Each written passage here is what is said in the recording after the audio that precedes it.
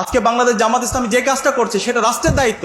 রাষ্ট্র ব্যর্থ হয়েছে, বাংলাদেশ জামাত ইসলামীর আমির ডাক্তার শফিকুর রহমান নেতৃত্বে সর্বপর্যায়ের নেতৃবৃন্দ সে কাজ করেছে। আমি আজকে স্যালুট জানাই বাংলাদেশ জামাত ইসলামীর ডাক্তার শফিকুর রহমানকে। তিনি বয়সে বৃদ্ধ হইতে পারে কিন্তু তরুণ।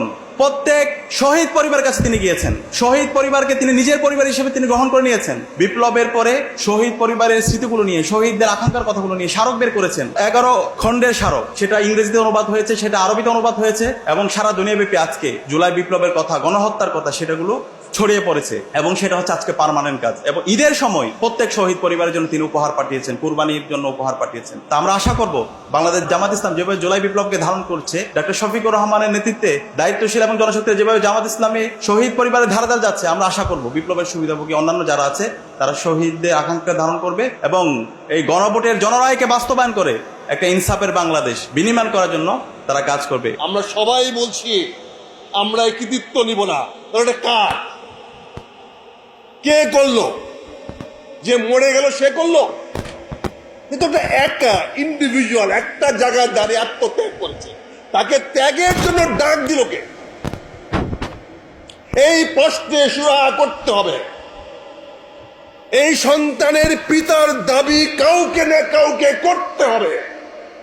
কেউ মানলো কি মানলো না সেটা দেখার বিষয় না। আমাকে বলতে হবে, জামাত ইসলামকে পরিষ্কার করে বলতে হবে, এই বিপ্লবের একমাত্র ধারক জামাত ইসলামী। কে কি বললো জানার দরকার নাই। উনাকে বলবেন স্থপতি, উনাকে বলবেন মাস্টার মাইন্ড, উনাকে বলবেন মনে পিছনে ছিল। কেন রে ভাই? আমরা তো ভিলেনকে চিনি, রাবণকে তো আমরা চিনি। রাবণ শেখ হাসিনা আজকে এখনো কথা বলে। আর এই রাবণের যে পতনের পরে যিনি ভাগিদার হয়েছেন, যিনি হালুয়া রুটি খাচ্ছেন, তিনি কিছু বলেন না। তিনি বলেন আগামীকালকে নাকি শেখ হাসিনার বক্তব্য ভারতে বসে দিলে সম্পর্ক নষ্ট হবে ভারতের সঙ্গে, ভাসুরের সঙ্গে সম্পর্ক নষ্ট হবে। আমাদের পররাষ্ট্র প্রতিমন্ত্রী বলেছেন। আমার বিনীত অনুরোধ, জুলাইয়ের 2 বছর বিপ্লবের চলে যাচ্ছে, আজকে 2 বছর পরিসমাপ্তি হচ্ছে। আমরা তো কথা বলেছি, আমরা তো পিছনের সারির লোক ছিলাম না। আমরা অ্যাক্টিভ রোল প্লে করি, প্রকাশ্যে হোক গোপনে হোক। তারেক সাহেবের সঙ্গে তো আমাদের লাস্ট কথা হয়েছে, আমার কথা হয়েছে। উনি কি বলেছেন আমি জানি না। শেখ হাসিনার পতনের ব্যাপারে ওনার 4 তারিখের মন্তব্য কি আমার চেয়ে বেশি কেউ জানে না, বিকজ ওনার সঙ্গে আমার কথা হয়েছে। কাজে আমি বিনয়ের সঙ্গে ডক্টর শফিকুর রহমান সাহেবকে অনুরোধ করব, স্যার সময় আসছে, দাবিদার হন, দাবি করেন। এত নায়ক দেওয়া হবে না, একজন মহানায়ক দরকার, যার পিছনে আমরা কাতার বন্দী হব। আমরা গতবার শুধু নেতৃত্বের কারণে আমরা পিছিয়ে গেছি। আগামীতে আপনি সময় নেন, ঘোষণা দেন, এই জুলাই বিপ্লব শেখ হাসিনাকে সরানো ছাড়া জামাত ইসলামের সামনে আর কোনো গত্যন্তর ছিল না।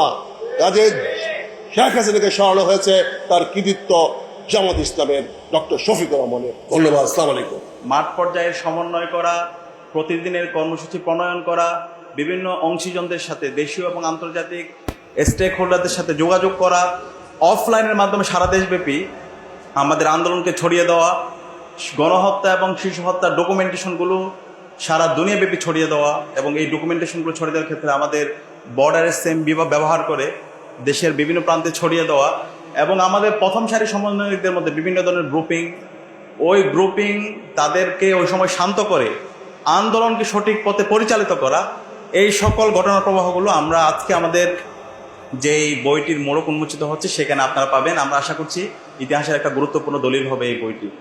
এবং এই বিপ্লব নিয়ে আমরা আশা করেছিলাম বাংলাদেশের যারা বিপ্লবের ফসলভোগী আছে, সুবিধাভোগী আছে, তারা এই বিপ্লবকে ধারণ করে এই বিপ্লব জুলাই বিপ্লবের উপর তারা কাজ করবে। কিন্তু আমরা অবাক হয়েছি, আজকে বিপ্লবের ফসলভোগ করে 2 বছর আমরা পার করছি। বাংলাদেশ জামাত ইসলামী এবং জামাত ইসলামীর আমির ডক্টর শফিকুর রহমান এবং তার নেতৃত্বে জামাত ইসলামী এবং ইসলামী ছাত্র শিবিরের জনশক্তি এবং দায়িত্বশীলরা শহীদদেরকে নিয়ে যে পরিমাণ কাজ করেছে, অন্যান্য রাজনৈতিক দলের বিশেষ করে আজকে যারা ক্ষমতায় আছে, আমরা যদি বিএনপির কথা বলি, সে জায়গায় তারা, আমাদের কাছে মনে হচ্ছে তারা জুলাই বিপ্লবকে সঠিকভাবে ধারণ করছে না। আজকে বিপ্লবের 2 বছর পার হচ্ছে, এখন পর্যন্ত জুলাই স্মৃতি মিউজিয়াম তারা চালু করতে পারেনি। তারা বলে আমরা বিপ্লবকে ধারণ করি। তাহলে বিপ্লবকে যদি ধারণ করেন, তাহলে জুলাই স্মৃতি মিউজিয়াম প্রস্তুত অবস্থায় থাকার পর কেন আপনারা চালু করতে পারছেন না? এবং আমরা একই সাথে দেখতে পাচ্ছি এই শহীদ পরিবারগুলো রাস্তা আস্তে বিচারের জন্য ঘুরছে, কিন্তু বিচারের নামে আমরা দেখতে পাচ্ছি যারা খুনি তাদেরকে আজকে বিভিন্ন জায়গায় দায়মুক্তি দেওয়া হচ্ছে এবং তাদেরকে সচিবালয় থেকে শুরু করে বিভিন্ন শিক্ষা প্রতিষ্ঠানে, বিভিন্ন দপ্তরে, অধিদপ্তরে তাদেরকে পুনর্বাসন করা হচ্ছে। জুলাই বিপ্লব এমনি এমনি হয়ে গেছে এটা মনে করলে ভুল করা হবে। এমনি এমনি জুলাই বিপ্লব হয়েছে? এমনি এমনি প্রায় ১,৫০০ লোক জীবন দিলেন। জাতিসংঘের হিসাব অনুযায়ী ১৪০০ জন শহীদ হয়েছে।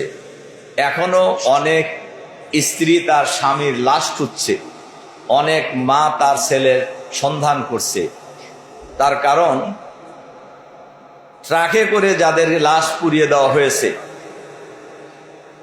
এদের সঠিক পরিসংখ্যান এখনো আমাদের কাছে নেই।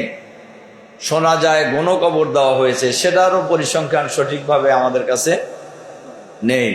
সেই হিসেবে আমরা ধরতে পারি শহীদের সংখ্যা প্রায় ২,০০০-এর কাছাকাছি হবে। আহত হয়েছে, পঙ্গু হয়েছে, চোখ